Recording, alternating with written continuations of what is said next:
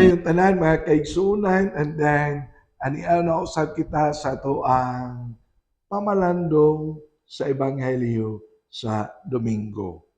Ug niya mamalandong kita sa ikanapulog pito nga Domingo sulod sa tuig nga mausab ang gitawag og World Day of Grandparents and the Elderly. Isa na to kalimtan nga Film Mission Sunday usab ang ikanapulog pito nga Domingo sulod sa tuig. Ang ato ang Ebanghelyo, ato ang pagkakutluon gikan sa Ebanghelyo ni San Mateo, Kapitulo 13, versikulo 44 ngadto sa 52. Ang Ginoo manaa kaninyo. Pagbasa gikan sa Santos nga Ebanghelyo sumala ni San Mateo. Himayaw nikaw o Ginoo. Si Jesus mingon ngadto sa iyang katawhan. Ang gingarian sa langit sama sa usa ka bahandi nga gilubong didto sa usa ka uma. Ug nahitabo nga hikalutan kini sa usa ka tawo apan iyang gilubong pag-usab. Hilabihan iyang dipaya og tungod niini milakaw siya og iyang gibaligya ang tanan niya nga katigayunan. Ug unya mibalik siya og iyang gipalit ang uma.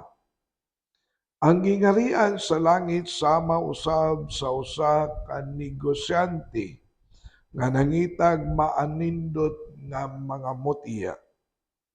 Sa dihang nakakaplag siyang usa ka mutya nga may talagsaon nga kaanindot, milakaw siya o gibaligya ang tanan niyang katigayunan ug unya gipalit niya ang mutya. Ang gingarian sa langit sama usab og usa ka baling nga gitaktak didto sa lanaw nga nakakuha sa tanang matang sa isda. Inig kapuno na niini, bitaron kini sa mga mananagat ngadto sa daplin sa lanaw o manglingkod sila aron paghagpat sa isda. Ang mga maayong isda isulod nila sa ilahang mga bukag ug ang walay pulos ilang isalibay. Mausab kini ang mahitabo sa katapusan sa kalibutan. Muanhi ang mga anghel ug lainon nila ang mga daotang tawo gikan sa mga maayo ug itambog sila ngadto sa hudno nga nagdilaab. Didto maghilak sila ug magkagot ang ilang mga ngipon. Nakasabot ba kamo niining mga butanga? Nangutana si Jesus kanila, oo, mitubag sila. Busa mingon siya, sa ato pa ang tanang magtutudlo sa balaod nga nahimong tinun-an sa gingarian sa langit sama sa usa ka tagbalay nga nagkuhag bag-o og karaan nga mga butang gikan sa iyang tipiganan. Ang Ebanghelyo sa Ginoo. Daygon ikaw, O Kristo. Maigsuon, mayong gabi kaninyong tanan sa makausapa. And then, sa dili pa kumuhatag sa ako usab nga pamalandong, atong balikon ang akong giingon nga ang ikanapulog pito nga Domingo sulod sa tuig ato ning gigahin para sa atong mga lolo o lulas, no, grandparents o labi na usab sa mga ato ang mga katigulangan. So, gipahinumduman usab kita niini nga ato apod sila pwed nga tagaan og pagtagad, recognition, paghigugma, pagatiman, kay lagi niining panahona ang atong mga lolos o lolas wala. Nanay mga gipangbati sa lawas, masakiton na, and they deserve and they need our care and affection. Ha?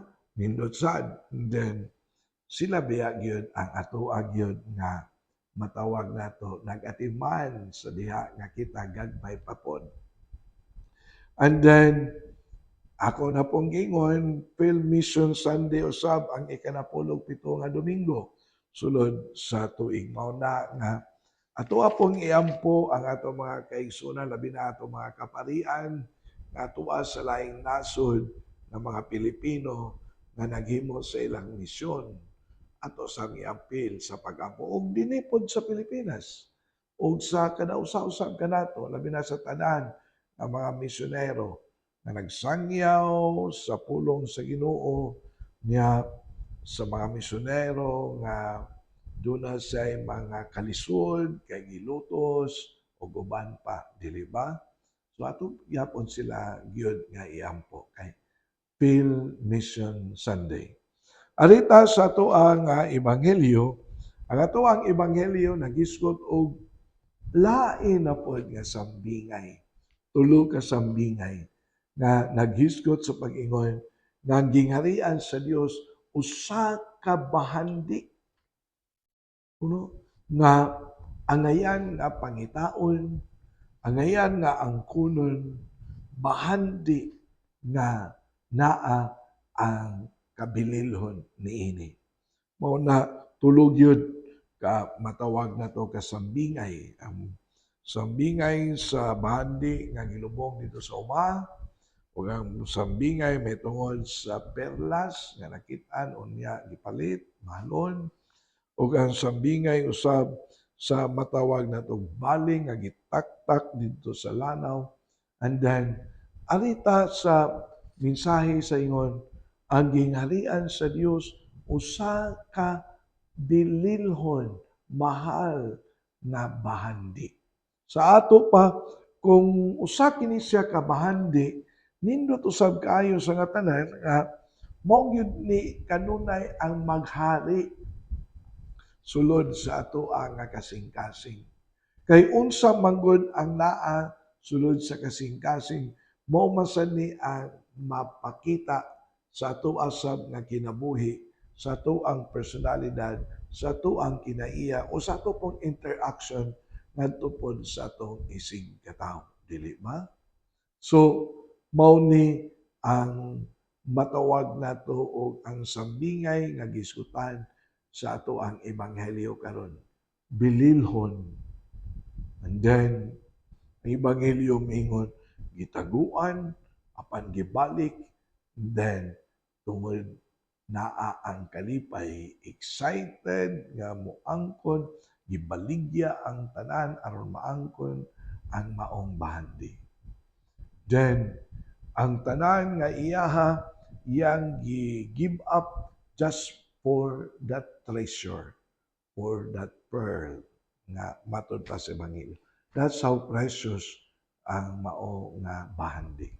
Apan sa dili pasad mo hisgot og dugang diha, nindot biya pod kaayo sa nga tanan ang matawag nato og ang unang pagbasa. Kay ang unang nga pagbasa nga gikutlo gikan sa basahon sa mga hari, nagisgot kang Hari Solomon. Dili ba? Namatay naman si Hari David. Nya matud pa sa pagbasa, si Hari Solomon mo'y mipuli unya bata pa man siya, batanon pa man siya, mauna nga pinaagi sa usa ka damgo, pinaagi sa usa ka damgo, nagpakita ang Dios ngadto kaniya. Unya gipangutana siya sa Ginoo, unsa may imong pangayoon diri kanako? And then ang iyang gitubag, tagai ako og kinaadman sa pagdumala sa gingharian, sa pagdala sa daghang mga tao. Kay batan-on pa ko, wa ko'y kaalamag, wa ko'y matawagtog, di ko kaantigo. Munang tagai ako og kinaadman sa pagdala sa katawhan o sa gingharian. And then, ang Ginoo sa iya nga nadunggan bisan sa kabatanon ni Solomon, nalipay na himuot ug akong ibasahon pagbalik ug miingon ang Ginoo, tungod kay kini man ang imong gipangayo ug wala ka mangayog taas nga kinabuhi. Wa ka mangayog bahanti sa kalibutan, sa kinabuhi sa imong mga kaaway. Ug matud pa sa Ginoo, hatagan ko ikaw sa imong gipangayo nga mao ang kinaadman. Hatagan ko ikaw kaalam, matud pa sa Ginoo, nga wala pa maangkon ni bisan kinsa kaniadto ni sa umaabot nga panahon. And then, everything follows. Tungod sa kaalam, kahibalo, maunay naghari diha sa kasing-kasing ni Solomon. Tungod sa kinaadman, ngayang gipangayo gikan sa Dios, ang kasing-kasing ni Hari Solomon makadungog sa tingog sa Dios. And then, ang iyang kasing-kasing makakita sa kalainan sa matawag nato sa sakto o sa sayo. Tungod kay sa kinaadman o kaalam ang gihatag sa Dios kadto kaniya, ang iyang kasing-kasing makakita unsa ang panginahanglan ngadto sa iyang isig katao o sa iyang mga ginsakupan. Tungod sa mao nga kinaadman o kaalam, ang kasing-kasing ni Hari Solomon makakita sa mga butang na maayo na iya usab na ipasunod ngadto sa iyang mga ginsakupan. Ug diha ang sukaranan sa grasya na miabot sa kinabuhi ni Hari Solomon.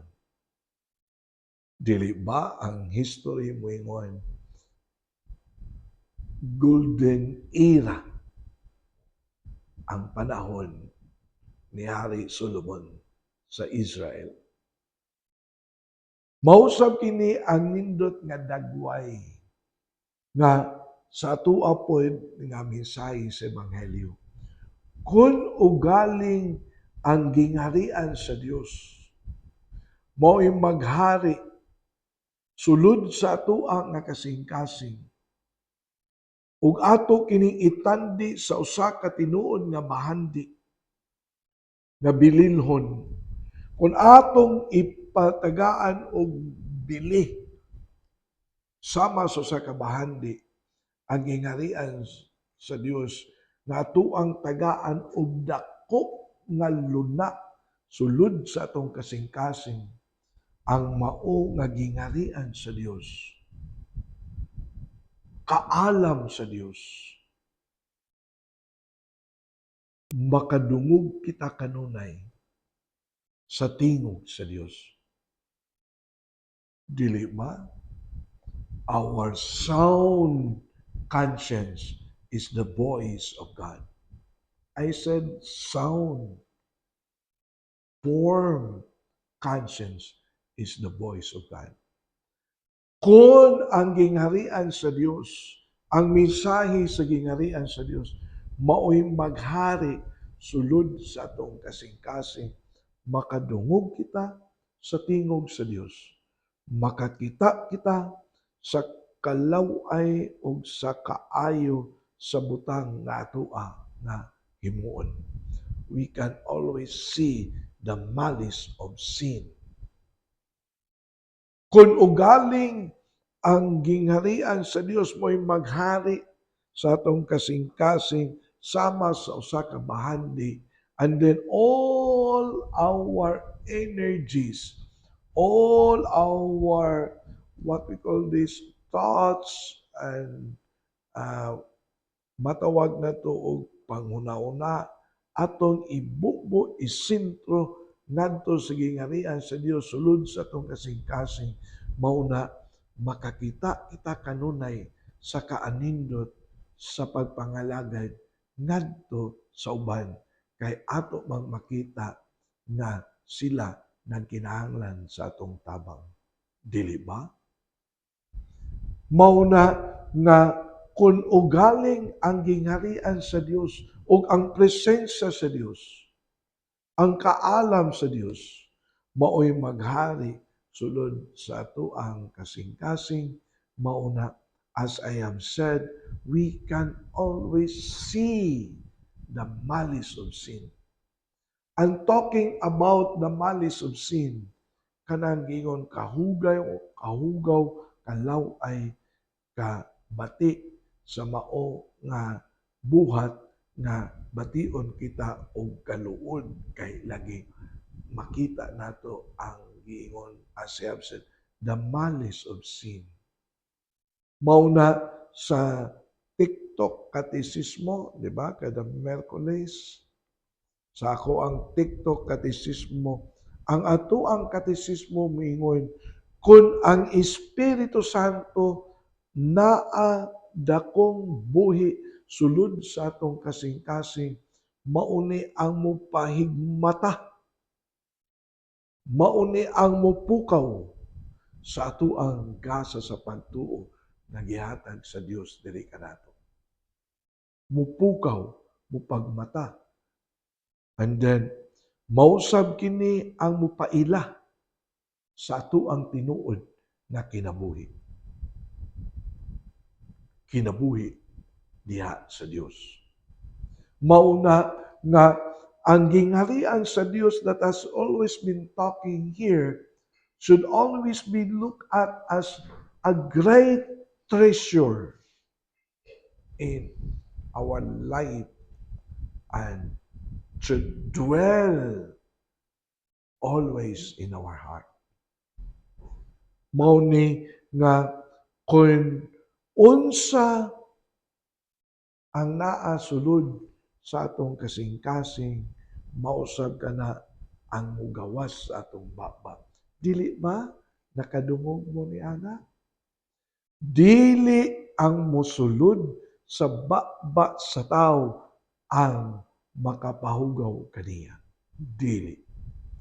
Ang makapahugaw sa tao kadtong mugawas sa iyang baba kay kadtong mugawas sa iyang baba nagagikan kini sulod sa iyang kasing-kasing. Mauna, if our heart is filled, overwhelmed by God's presence, by God's grace, by the kingdom of God, if it is overwhelmed and filled with it, mauna ang atuasab nga kinabuhi sama sa gingon the transfiguration of our life.